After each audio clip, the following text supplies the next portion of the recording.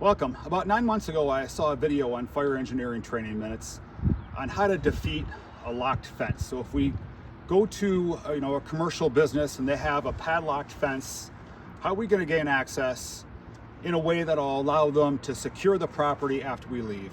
I can't find the video, and I'm sure after this somebody's going to find it and send it to me, so thank you very much. But I wanted to give Fire Engineering credit. So this is our simulated lock. This is our gate. What we're going to do is we're going to use our cutoff saw, and we're going to take out one of these links as close to the padlock as possible so the property owners can secure that premises once we depart the scene. Okay, for this process, what we're going to need is our roof hook and our cutoff saw. We're going to use a roof hook to put a little bit of tension on this chain. We're going to put our knee on it, or we can put our foot on it. I prefer to use my knee. So we want to put just enough tension on there so it's not going to move around as we're trying to make that cut, but we don't want to put so much tension on it so when we cut through that last link, we don't want to be falling forward. So I got my roof hook close to the simulated padlock.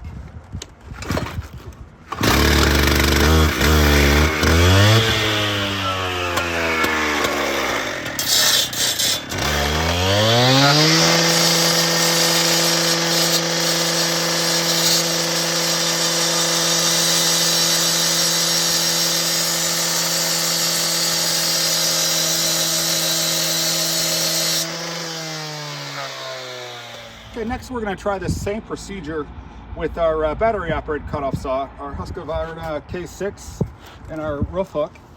So again, we're going to position the roof hook right on the padlock, and ideally we want to be cutting,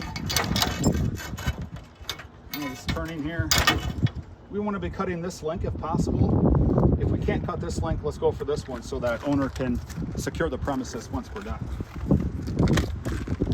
Put a little bit of pressure on the roof hook.